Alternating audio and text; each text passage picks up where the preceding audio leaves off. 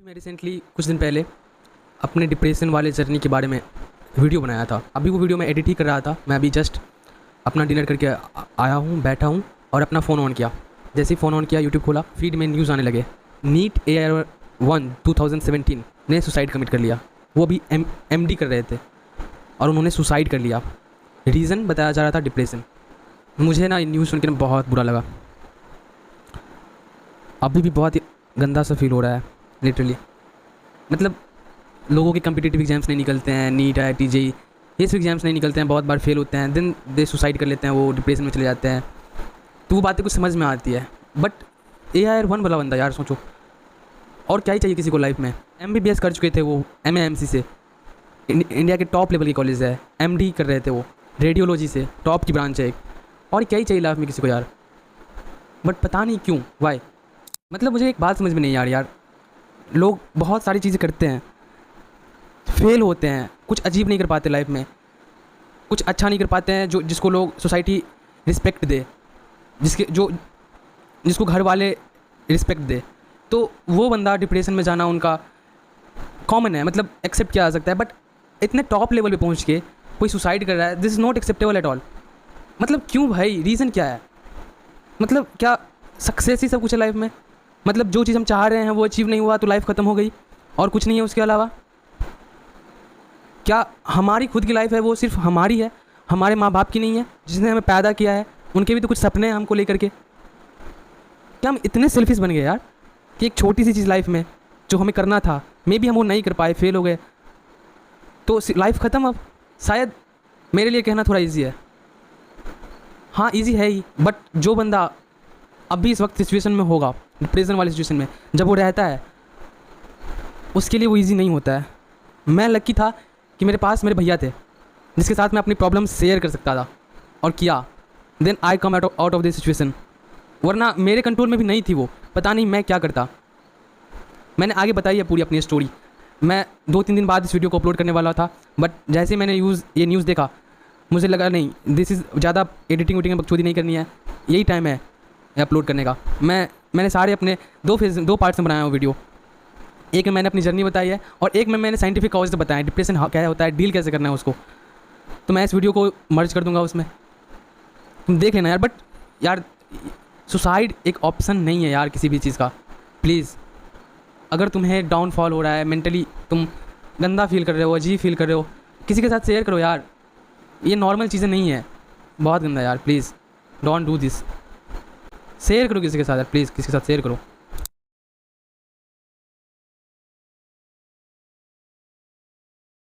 जब मैं गया था डिप्रेशन में, मतलब नीट के टाइम पे अपने एग्ज़ाम आने वाला था एक्चुअली, 4 महीने थे एग्ज़ाम को। मेरी पढ़ाई उतनी अच्छी नहीं चल रही थी, जुदा हुआ था सारा, ठीक है।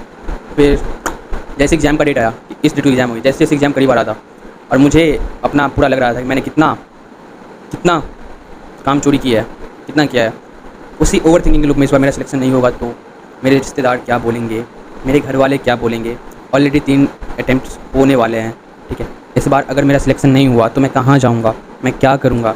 नहीं मेरे बाप का कोई बड़ा सा बिज़नेस है, नहीं मेरे पास बहुत सारे पैसे हैं, नहीं मैं सुपर इंटेलिजेंट हूँ कि कोई और स्ट्रीम चूज़ कर लूँगा, कोई और कम्पिटिटिव एग्जाम की तैयारी कर लूँगा। यही ओवर थिंकिंग कंटिन्यूसली मैं इतना सोचने लग गया। मैं सोचते मैं इस ऐसे लूप में चला गया ना, मुझे खुद नहीं पता चला। फिर क्या हुआ ना कि मैं ना बस रोने लग गया, रोना स्टार्ट हो गया मेरा।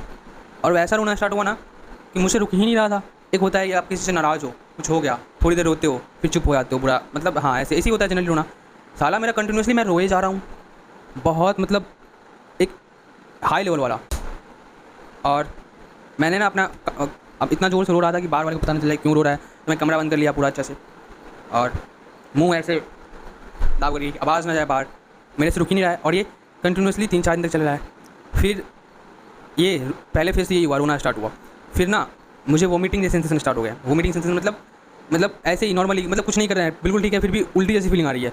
ऐसा लगा क्या उल्टी होगा, ठीक है। कुछ दिमाग में घुस नहीं रहा है, पूरा दिमाग माइंड फक्ड अप, ठीक है। फिर धीरे धीरे ना मेरा खाने का मन नहीं करता था, कुछ नहीं करने का मन करता था, नहीं खाना बनाने का मन करता था, नहीं खाने का मन करता था, नहीं पढ़ने का मन करता था, कुछ भी नहीं। फिर इससे नेक्स्ट स्टेज में क्या हुआ, मेरी सांसें फूलने लगी। मतलब ऐसा लग रहा है कि शॉर्टनेस ऑफ ब्रेथ। मैं पूरा मतलब अच्छे से ना डीप वाला एकदम सेटिस्फैक्शन वाला ब्रीदिंग नहीं कर पा रहा हूँ, सांस नहीं ले पा रहा हूँ। ऐसा वाला स्टार्ट हुआ। फिर साला धीरे धीरे धीरे और वर्ष नहीं हो रहा था और मेरी सिचुएशन खराब ही हो जा रही थी। मेरे को समझ में नहीं आ रहा था मैं इसे बाहर कैसे निकलूँ, मेरे को हो क्या रहा है। आज से पहले इतनी गंदी फीलिंग्स कभी नहीं हुई थी, कभी नहीं हुई थी, बहुत ही गंदा था। इस ओवर थिंकिंग से मेरी हालत इतनी ख़राब होने लगी, मेरे सिचुएशन कंट्रोल में नहीं हो रहा था। मतलब बहुत ज़्यादा सुसाइडल थॉट्स आ रहे थे कि मर जाते हैं भाई, जीने का कोई फ़ायदा नहीं है, सेलेक्ट नहीं हुआ तो ऐसे भी लोग ताने मार मार के मार देंगे। इतना ज़्यादा सोचने लग गया मैं, फेल हो गया। फिर मेरी लाइफ आगे झंड है, मतलब मैं फ्यूचर के बारे में बहुत ज़्यादा सोचने लग गया। आगे लाइफ झंड है, कुछ नहीं हो पाएगा, मेरी लाइफ बर्बाद हो जाएगी फेल हो गया तो, दिस दैट। बट मेरा मरने का भी मन करता था, सुसाइडल थॉट्स आते थे, छुरी लेके हाथ मेरे नस काटने की कोशिश करता था। फिर एक अजीब शुरू हुआ था कि अगर मर गया तो एक अलग ही कांड होगा। फिर मतलब मैं इतना इंट्रोवर्ट हूँ ना भाई, इतना इंट्रोवर्ट हूँ कि मैं इमेजिनेशन में भी लोगों को नहीं फेस कर पाता हूँ। जैसे ही मैं मरने के बारे में सोचा था ना, तो मैं सोचा था कि अगर मैं मर गया मान लो, फिर क्या होगा, ओ सुसाइड, फिर पुलिस आएगी, फिर मीडिया वाले आएंगे, बहुत सारे लोग इकट्ठा हो जाएंगे, न्यूज़ में छप जाएगी, सब रोने लगेंगे, घर पे रोने लगेंगे, सारे रिश्तेदारों को पता चल जाएगा, सब हर जगह मेरी ही चर्चे, मेरा ही नाम, यही कहानी शुरू हो जाएगी। फिर भाई इतना ज़्यादा कांड हो जाएगा। फिर और फिर सोचा था अगर मैं मर गया मान लो, 1 महीने बाद क्या हो गया, सब भूल जाएंगे, फिर दुनिया ऐसी की ऐसी चलती रहेगी, घंटा फर्क नहीं पड़ेगा किसी को कि मैं ज़िंदा हूँ या मर गया, कुछ फर्क नहीं पड़ेगा। फिर मैं मरूँ क्यों। और अंदर एक ये भी चल रहा होता है कि भाई कितना भी बड़ा प्रॉब्लम है यार, कोई ना कोई सोल्यूशन तो होगा, कोई ना कोई सोल्यूशन तो होगा किसी न किसी प्रॉब्लम का। तो मरना इज़ नॉट एन ऑप्शन। मरूंगा भाई, लेकिन इस तरीके से नहीं मरूंगा। मतलब इतना मेरे अंदर हिम्मत नहीं है कि मैं सुसाइड भी कर सकूं, वो भी नहीं हुआ मेरे से। बट ये मतलब ये हालत इतनी गंदी थी ना, इतना कमजोरी हो गया था, इतना वीकनेस हो गया था, फिजिकल भी और मेंटल भी, कुछ पढ़ नहीं पा रहा था, दिमाग में कुछ घुस ही नहीं रहा था बेंचो। और मुझे पता नहीं था कि डिप्रेशन है ये, ठीक है। अब जाकर पता चला है बहुत दिन बाद कि अच्छा ये बेंचो डिप्रेशन है, ऐसा होता है डिप्रेशन। सुन तो रखा था पहले भी, बट एक्सपीरियंस नहीं था ना। और तुम खुद सोचो यार, मतलब लाइफ के बारे में इतना एक्सेसिव क्यों सोचना, इतना गंदा क्यों सोचना खुद के बारे में। कबीर ने क्या मस्त कहा है, चिंता से चतुराई घटे, सोच से घटे शरीर।